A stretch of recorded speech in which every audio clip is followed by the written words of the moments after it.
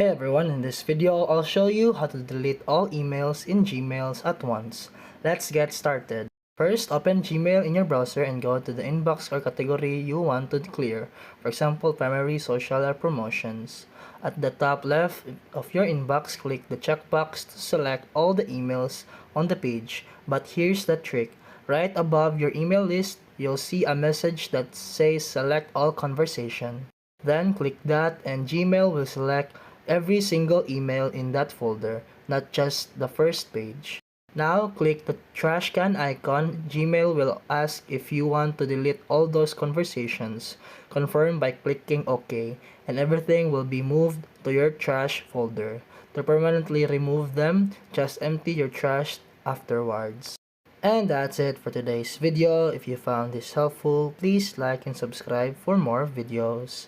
See you in the next one.